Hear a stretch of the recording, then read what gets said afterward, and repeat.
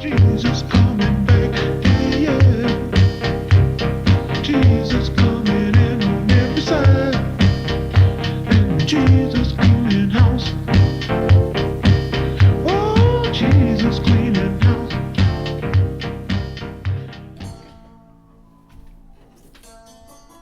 The vinyl community. What's up? It's your good buddy,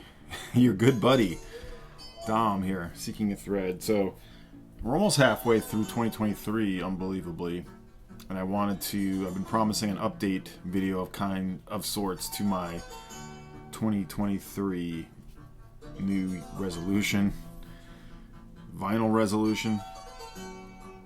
I do have an update with some targets attained, megawatts attained from my 2023 list of targets, as I've said, and just an update on where I'm at with trying to buy only 72 new records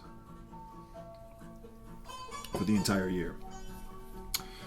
Spoiler alert, it's not going according to plan, but I'm ahead of schedule, or I'm behind where I was last year. Anyway, I'm going to get into it. We're listening to a record by David Casper, one discussing with Brandon Faust in the Head and Chris Cole, Alex, Dave. We were discussing this record, or it came up, or Chris pointed this out as a good grab or good deal on eBay.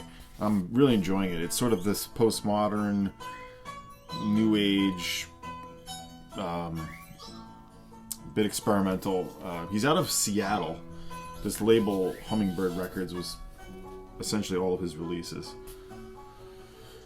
And sort of under-recorded, but everything that he did is interesting and sort of in demand, but got a good break on this one. Good bargain. I believe, as I've been sort of interested in records where it's entirely one musician playing all of the instruments. Yeah, it is. He's playing all kinds of stuff. Recorder, harmonica, flexitone, piano percussion, the Chinese zither, kalimbas, crystal glass harmonica, all kinds of cool stuff. Very unique record.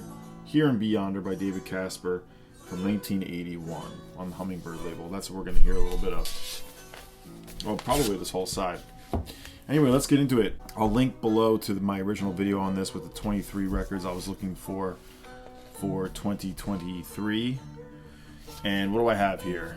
I think 7. I have 7, I think, that I've got off the list.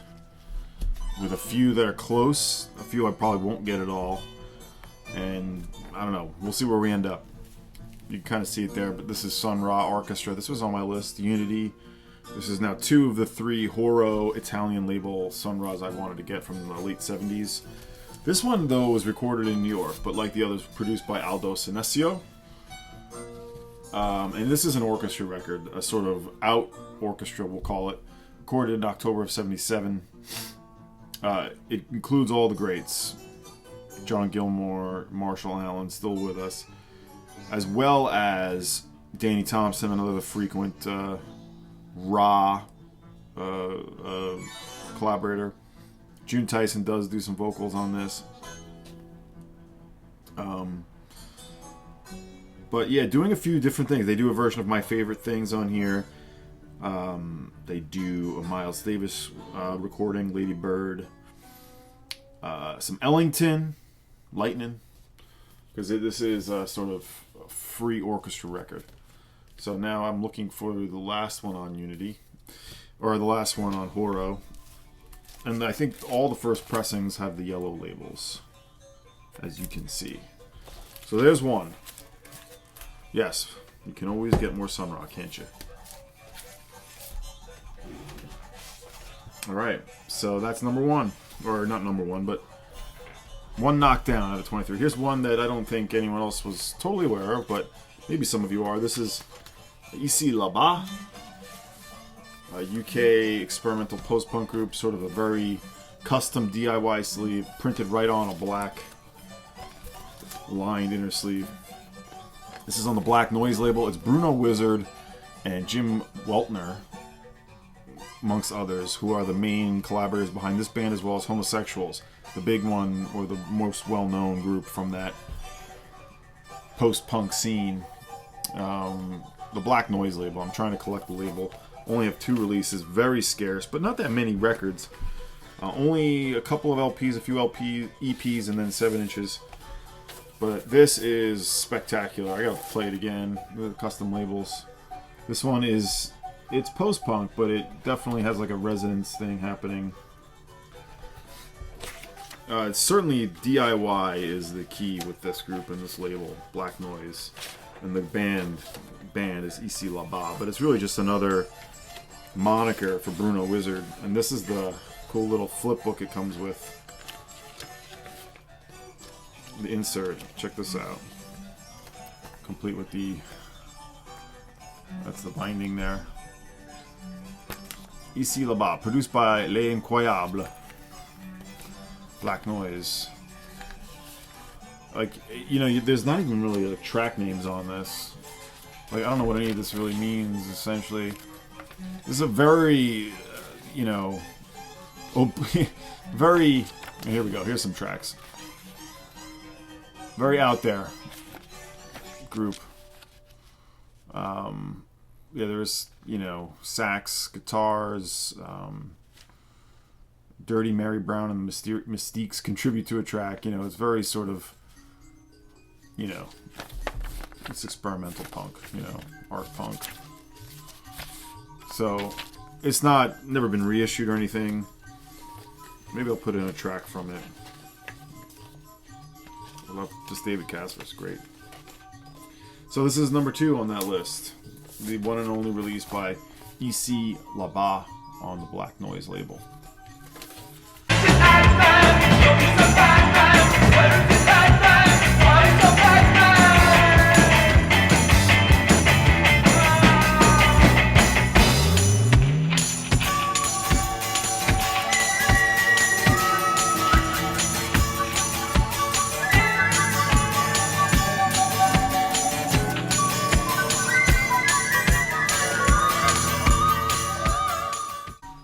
Put all that crap away later. That crap.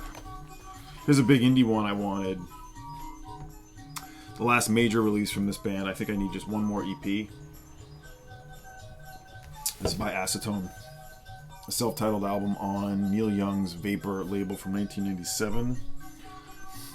This was just being asked for extreme amounts of money. $300, $400, $500 people were asking. Finally a seller who was pretty new, didn't have much ratings, and I could tell by just the gradings were pretty new to selling records, was selling their copy for considerably less. And it was time. And I think I even made offer and he accepted the offer. So I think I got this pretty low. I honestly don't remember exactly what I paid for it. It was still an expensive record. But this is the double LP, Acetone's second album.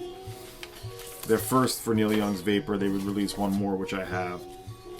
This may be their best effort overall. The other one was on the Vernon Yard, I think, right? Vernon Yard. And this one was funny too, because the seller, I asked because they were new. I'm like, can you send me a picture of the sleeve? And the way they graded the record made it sound like it might be kind of rough. And they sent me a clip back of the record, and I could tell that they were playing on like a Crosley player. You could hear the turntable like really well. So the deal is, it looks great, but on one side, is it side 1 here? Yeah, side, I don't know what side is this. Whatever, I think it's side B.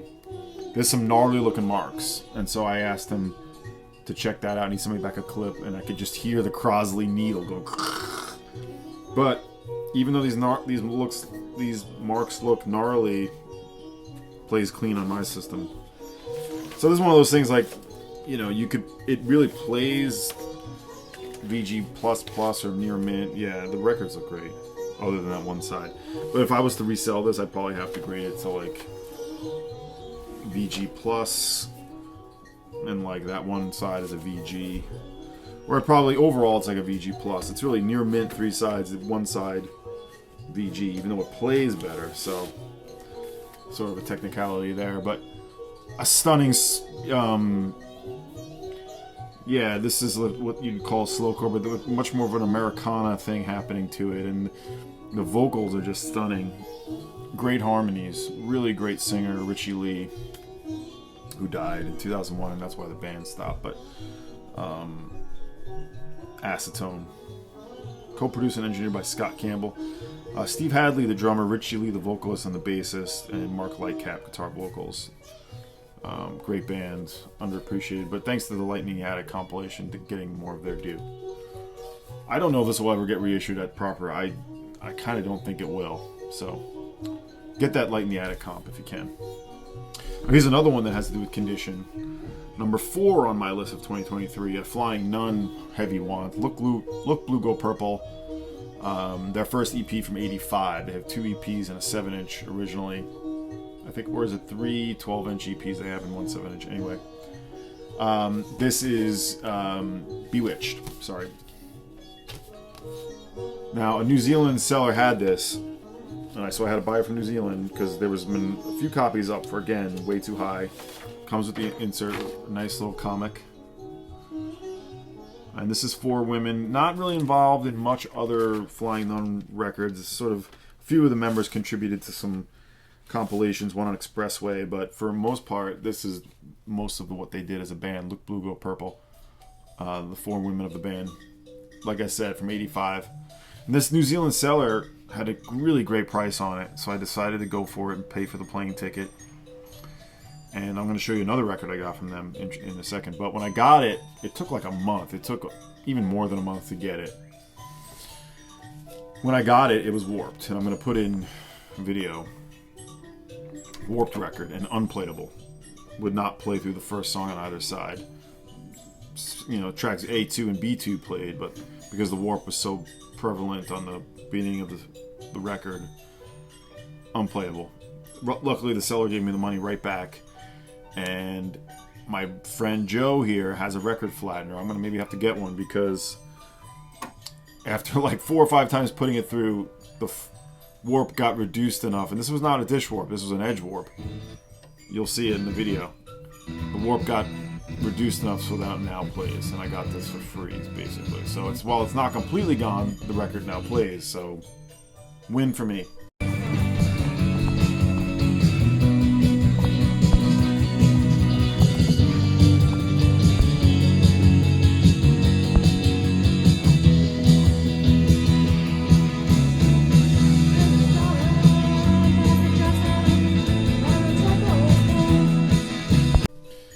Anyway, this is, not so much a post-punk band like a lot of it. It's definitely more the indie rock, jangle pop end of Flying Nun, but some amazing catchy songs.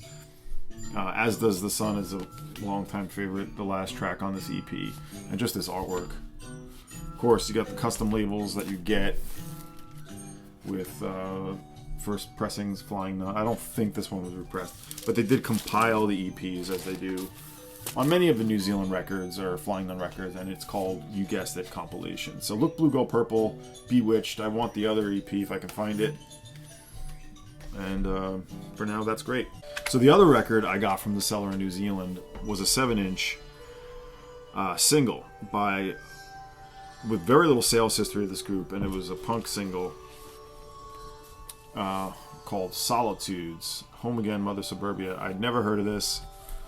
And the price they had on it seemed very low. And when I did some research, I had a feeling like, wow, I don't think I'll ever see this again.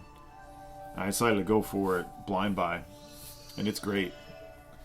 It's got like certainly a post-punk feel. It's got that dark thing that happens with a lot of post-punk, but it feels like New Zealand based, New Zealand influence, like the Pin Group and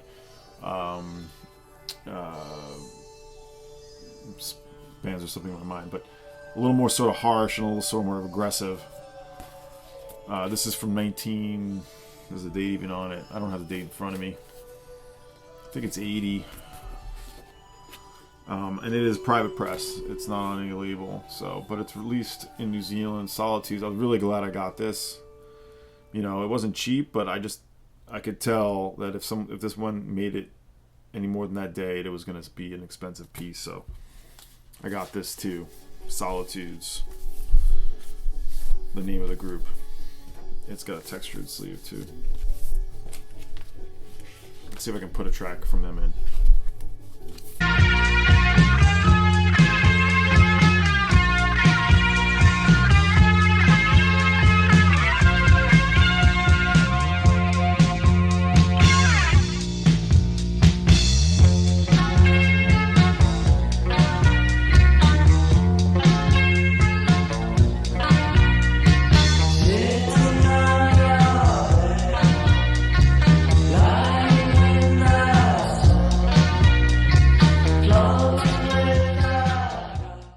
That's 5. What do I got? 2 more from the list. No, 3 more. Yeah, it is 7 total. I can't count. I don't know. Blue Notes for Mongezi. By, well, that's just what it's called, but it's really technically the Brotherhood of Breath. Chris McGregor's Brotherhood of Breath. What's the story with this? Well, it tells you right on the inside, and I'll read it to you, but it's the 4 members, minus Mongezi Feza, who died in 1975, and the 4 members of the Blue Notes, you know, Mongezi was one of them, came together to record this tribute album of sorts, and they recorded it when they came to London as a tribute. I guess they came for a memorial service for Feza, and they made this record. They went live into the studio without any rehearsals and made this. Released in 1976 on the Ogun label. All improvised. Dudu Pakwana, alto sax, whistle, percussion, vocals. Chris McGregor, piano, percussion. Louis Maholo, the drummer, percussion, vocals as well. And by vocals, they're definitely sort of incantation style vocals. And Johnny Diani, bass, bell, vocals, and most of the words. So it's 4 sides. Completely right to tape, and here's what it says. This music was recorded on December 23rd, 1975 in a rehearsal room in London. It is the spontaneous tribute of 4 musicians who had assembled in London for the memorial service for their friend. No discussion took place beforehand, and nothing was said during the session save through the music. As the musicians arrived and set up their instruments, they joined in and played without a break for 3.5 hours, not even stopping whilst the rolls of tape were changed. It's regrettable that we could not issue discs of the whole sessions, as the music had a cohesion and spectrum of emotion that was complete. However, the tapes were mixed and edited in Hastings in January and February 76 by Chris McGregor and myself, Keith Beale, who is the producer. But a knockout. 1976 Blue Notes for Mongezi. This I think I got from Carolina Soul, one of the Carolina Soul auctions, and I definitely made sure I put a high enough bid in it to get it. Beautiful shape. Double LP. Yeah, this one was one that was on the list. I knew I would get it. I just didn't want to have to pay the high end for it and pay for an overseas copy, and I didn't. So happy about that to get this here in the States. Lovely sleeve too, like no ring wear or anything. The laminate's still in great shape. So Blue Notes, South African jazz. If you don't know, many of you know about this group. They've been talked about. So the last, or no, 2 more from my list of 2023. Alan Braufman, The Valley of Search, on Indian Navigation, 1975. Braufman also pretty well under-recorded reed player. He plays flute, alto, and pipe horn on this record. Again, yeah, this is your kind of free jazz, but this is not. This has got more nuance, more sort of patience, more beauty to it, some vocals, a little bit of everything. Definitely a spiritual flavor to this record, and it's mainly unknowns. Braufman really wouldn't do much. He would get back and do some more recording in just within a few years ago. But Cecil McBee is on here, the bassist. We know him. Then you also have David Lee, drummer, Ralph Williams, percussion, and Gene Ashton, piano, dulcimer, which is a cool aspect to this record, and recitation. The Indian Navigation label is just getting so pricey these days, but got a fair price, got a very fair price. That's why I have these records, even though they're targets for 2023. As long as the price got to be fair and not sort of super high, and I was going to go for it because I decided to put my priority in this list. There is a reissue of this one from '75, as I said. I gotta spin this one again because I got this one a while ago. This is probably January, February. Just super special.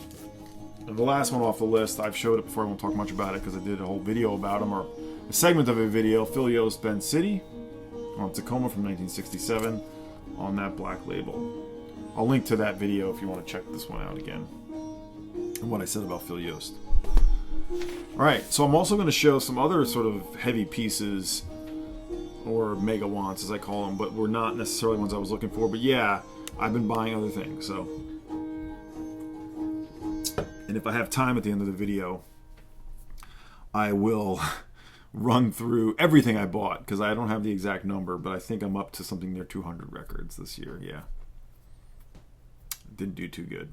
So now we are playing a little bit of Valley of Search by Alan Braufman on Indian Navigation, 1975. I don't think I'll have any clearance issues with this. I don't think. So let's hear some of that. Now here's the other ones. I want to keep this video relatively like under 30 minutes, so I'm not going to talk a ton about them. Some of these are upgrades.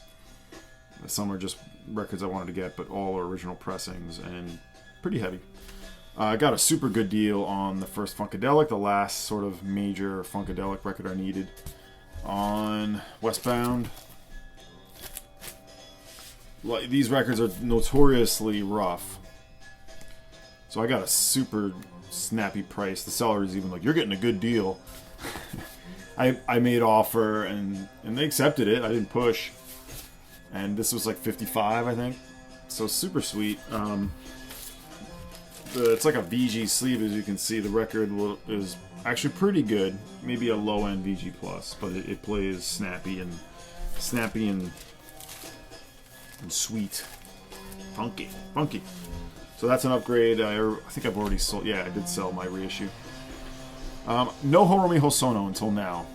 Philharmony is the one I wanted to grab from Hosono, and so I finally, this came up in the U.S. Great price, and I decided to go for it. Not on my list, but prices are high. Don't get me wrong, but I've started to see things level off a little bit. Maybe it's just me. Maybe it's on a few. Maybe it's just a coincidence. I don't know.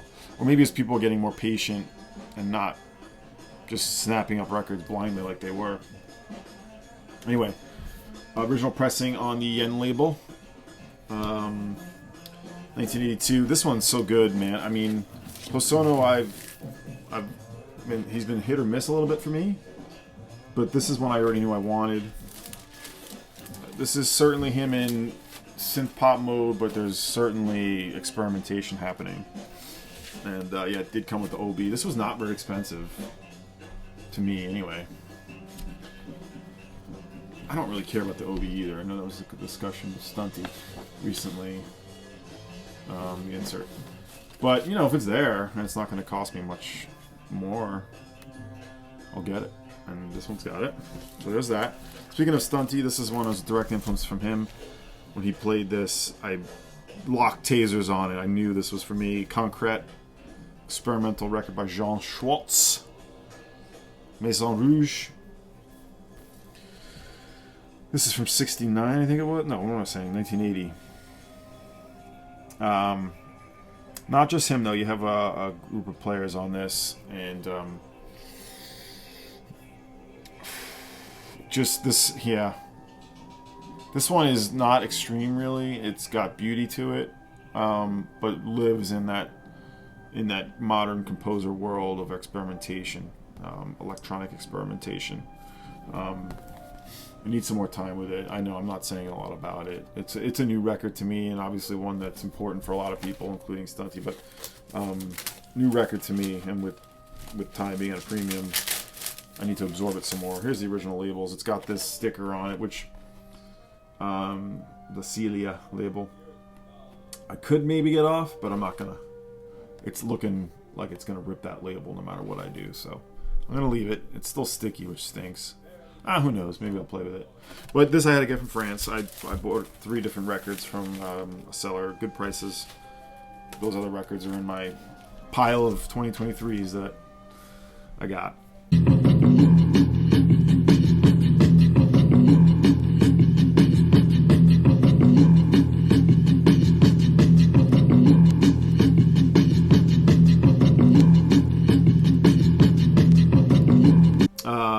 This I got in Rochester when I bought my new turntable right at the beginning of the year. Klaus Schulze, Cyborg. I think this is his second solo album. This is the first pressing on the... it's beautiful shape. The Kosmische Musik, or... There's that. These citations. Beautiful gatefold. Klaus Schulze and the Cosmic Orchestra. This is, of course, a classic Schulze record. Didn't have much solo records of his, actually. Beautiful shape. Yeah, I got this at Hi-Fi Lounge in their sort of rare box when I got my turntable. And I got a, because I was getting a turntable, I'm like, I bet if I buy some records, he'll give me a deal. Or I bet since I'm buying a turntable, he'll give me a deal on some records, and he did. So that was sweet. This was like under 50 for first pressing. Lovely music, David Behrman. Oof, this is a cool one. Following lovely music is always sort of following its own path, and this is, like the Blue Jean Tyranny, like, what's his name? Robert Ashley. Electronics combined with acoustic electric records, essentially. It's an acoustic electric experiment. Behrman with electronics. David Gibson. Dave. Very nice. Nice cello work on this. And someone known as Kim One, harmonic changes. Recorded in Albany at State University of Albany at their electronic music studio in 1877. On the Other Ocean. Very nice one. Weird, but nice. There's those lovely labels.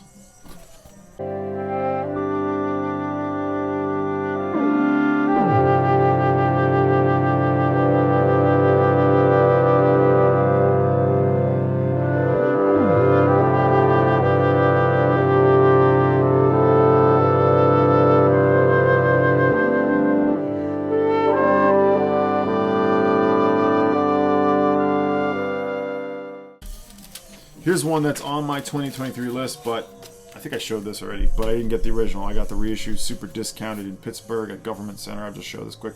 Giovanni Venosta with Roberto Muschi. What do you call this one again? Water Messages on Desert Sand. This is the reissue on Goodfellas. This was discounted pretty nicely, so I grabbed that. I'm still looking for the reissue, or original, of course, from 1987.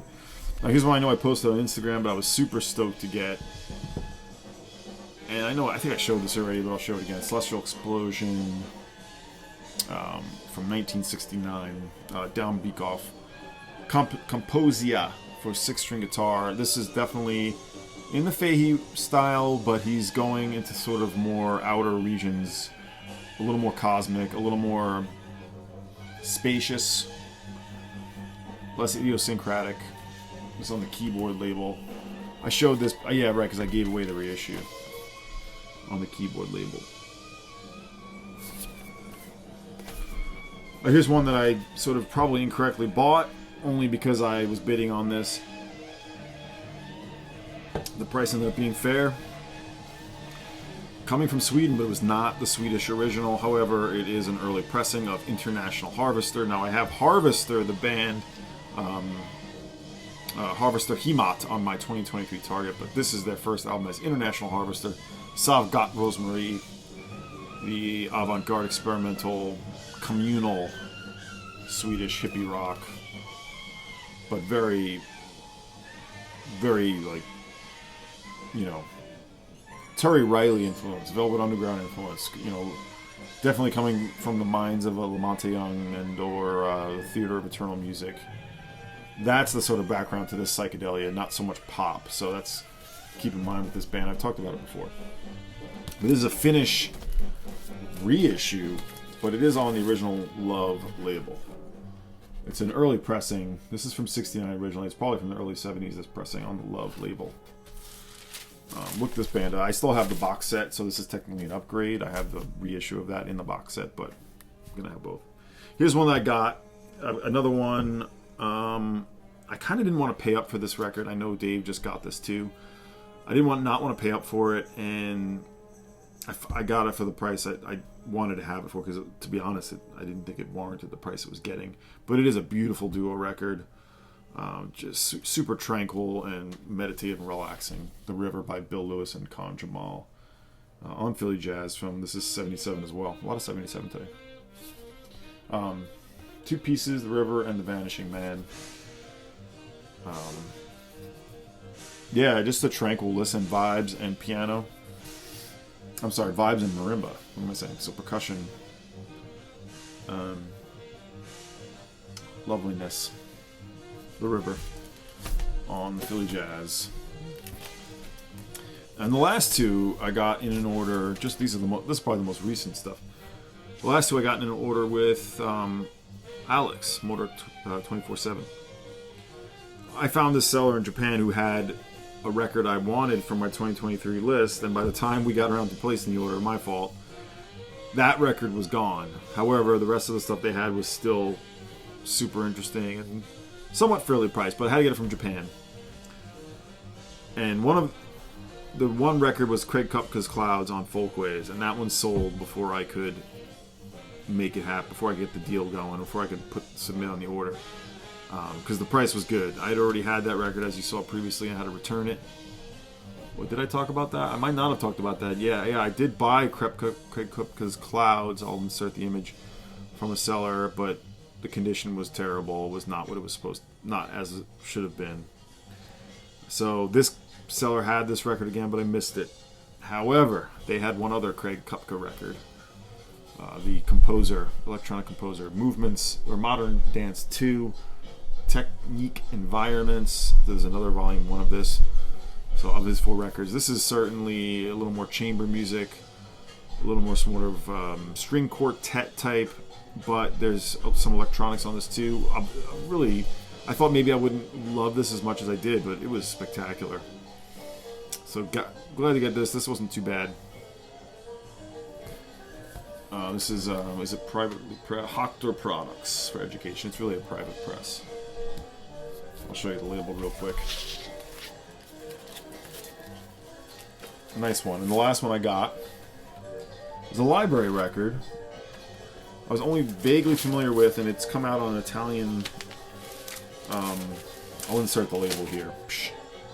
Over here, or over here. I'll insert the label. But the reissue, technically, though it came out, well, maybe reissue, but it was the same release year, is on Folkways with a supremely amazing cover.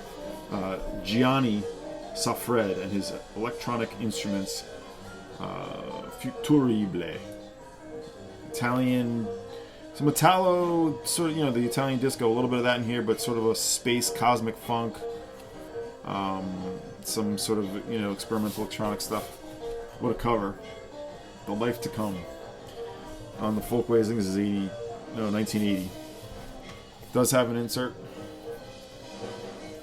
This is for Folkways, they always have inserts, and a lot of times they are there.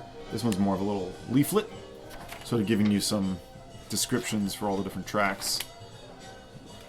Disco Satellite, Autumn 2001, Disco Propulsion, Robot Party, Supermind, you get a good idea.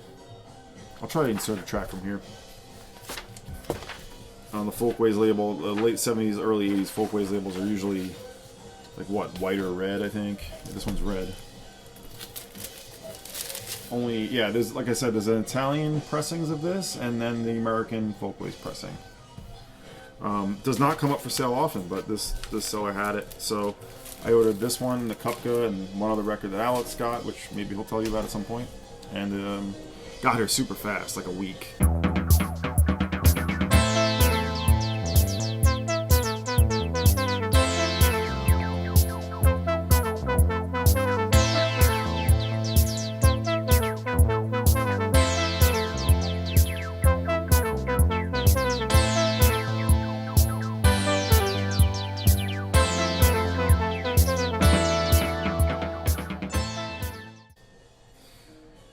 So those are my mega wants so far for 2023, and some of my list knocked out. I guess I got about, what, a third of it? Something like that. And we'll see where we get from here. I think I'm inserting all of my records, and we'll do an official count at the end of this video. So hope you enjoy that. I'll be back for more. Hope everyone's doing groovy out there. I'll see you